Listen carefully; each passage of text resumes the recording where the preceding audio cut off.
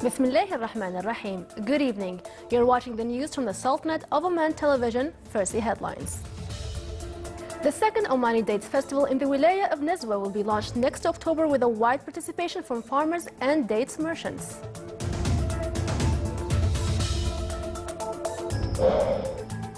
The Ministry of Manpower issues a decision on raising the percentage of Omani employees in electricity and water sectors.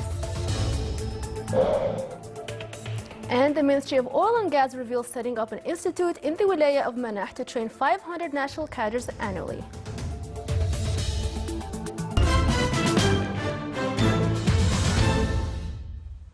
Those were the headlines. Now for the news in detail. Within the context of promoting small and medium enterprises working in dates sector, it was decided to organize a second Omani Dates Festival in the Wilaya of Nizwa during the period from the 14th to the 18th of October. This was disclosed by the press conference held in Muscat today. The event came to promote Omani dates and its types and create more chances for consumers. It will be organized by Public Authority for Small and Medium Enterprises Development, which also revealed during the press conference the accompanying events and activities of the festival. More than 80 participants and dates merchants take part in the 6-day festival. Various workshops, lectures, and other programs will be held on the making and marketing of dates.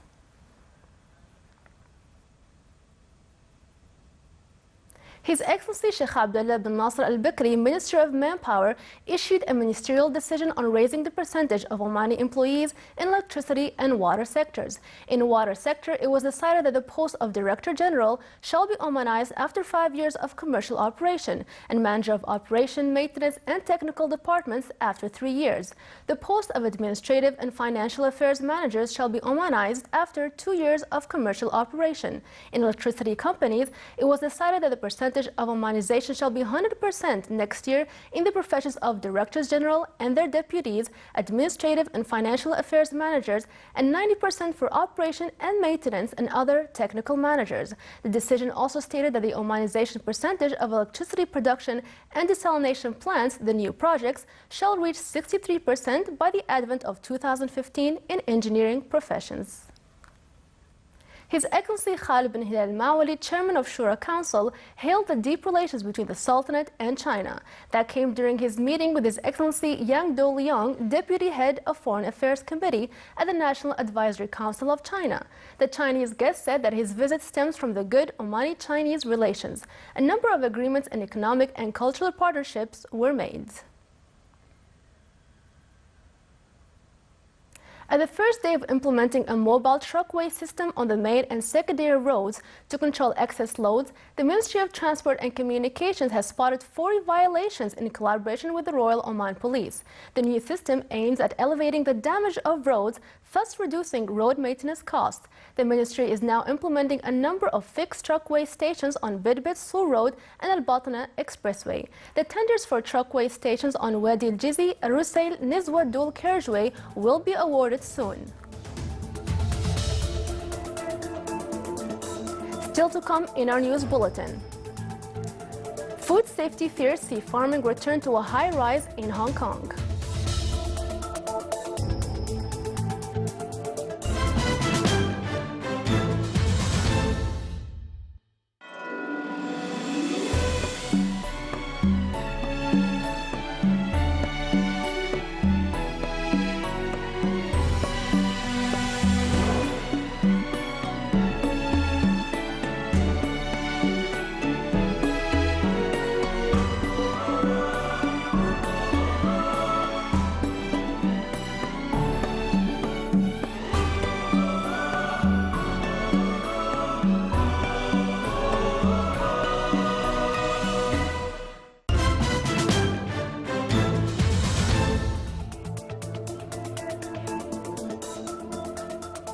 Welcome back to the news from the Sultanate of Oman Television. His Excellency Engineer Salim bin Nasser Al-Aufi, Undersecretary of the Ministry of Oil and Gas, highlighted challenges facing labor market in the oil and gas sector, including the scarcity in skilled national manpower. This came during his meeting with male and female entrepreneurs in the Governorate of Dakhiliya. The event was organized by Oman Chamber of Commerce and Industry branch in the Governorate in the presence of His Excellency Sheikh Dr. Khalifa bin Hamad Al-Saadi, Governor of Dakhiliya. The meeting also dealt with the march of oil and gas sector in the Sultanate and mechanisms to promote open areas, exploration and contracts awarding. His Excellency the Undersecretary of Oil and Gas said that the outcome of technical institutes in the Sultanate is unfortunately very weak. He added that in most cases these graduates are retrained for 2 and 3 years to be qualified for their work. He also said that the establishment of a specialized institute in the Wilaya of Manah is part of the ministry's plans to provide oil and gas sector with qualified cadres. In response to the television report on its harmful emission, Rostaq municipality closed the waste dump yard in Qafti village in the Wilaya. This dump formed pollution due to tampering from expatriates whom came to burn waste to get some materials to use them in scrap trade. The tampering caused fumes emission and bad smell, which harms human health and environment. The municipality transferred the dumping area to another place far away from the present location.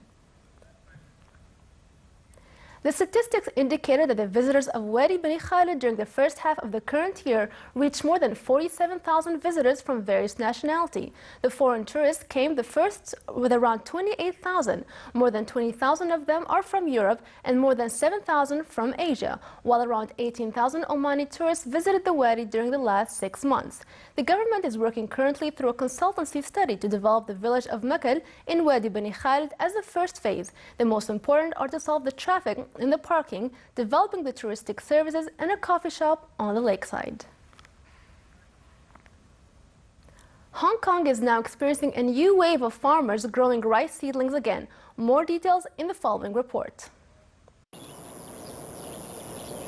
It's a sight that was not seen for decades in Hong Kong. Paddy fields like these all but disappeared from the fast-expanding city in the 1970s. But a new wave of farmers have started growing rice again, using organic methods as part of a push for naturally grown food. The trend of the society has changed. The people have become more affluent and they care more about food safety, so more people have come into contact with these products. Hong Kong imports nearly all of its food, with just 2% of its vegetables grown locally. But the number of organic-style farms in the city is slowly growing, up to several hundred today from just a handful of trailblazers in the 1990s. So far, 130 have been certified as fully organic. After learning that there are quite a lot of different kinds of pesticides or different ways of growing the plants, I think it's better to have the organic one. In particular, they came from Hong Kong, so they do not have to travel so long, and the food is more fresh. Organic produce still costs more than mass-produced vegetables, largely from mainland China. But people are thinking again after a string of Chinese food scandals, from dead pigs floating in rivers and rotten meat in fast food to cooking oil recycled out of street gutters. But I would say that food supply in Hong Kong is still safe. But we worry because why? Always something happens in China that psychologically make people in Hong Kong feel worried about the food supply from China. Mainland Chinese farms still dominate food production and supply to the former British colony, where shrinking farmland is often limited to small rented plots. But it would appear that the future is brighter for those farmers prepared to go organic to meet changing tastes across the city.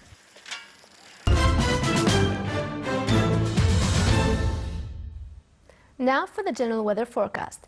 Cloudy with partly cloudy skies will prevail over the coastal areas of the Governorate of Dhofar and nearby mountains with chances of intermittent drizzle. Rest of the Sultanate will have clear skies with chances of scattered rain over the Hajar Mountains and the nearby areas. Winds will be southerly to southwesterly moderate to active along the eastern coast. It will be southerly to southeasterly light to moderate over the rest of the Sultanate. Seas along the southeastern coast will be rough with a maximum wave height of 3 meters, and along the rest of the coast it will be moderate with a maximum wave height of 2 meters.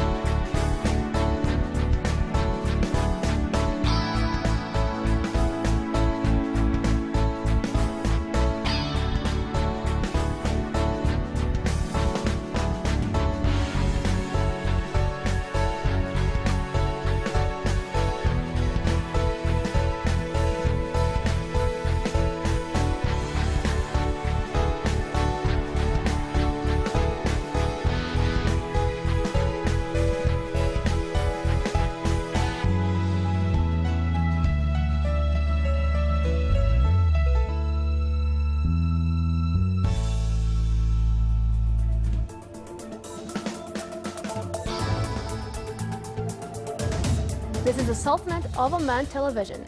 Before we end tonight's bulletin, here are the main points once again. The second Omani Dates Festival in the Wilaya of Nizwa will be launched next October with a wide participation from farmers and dates merchants.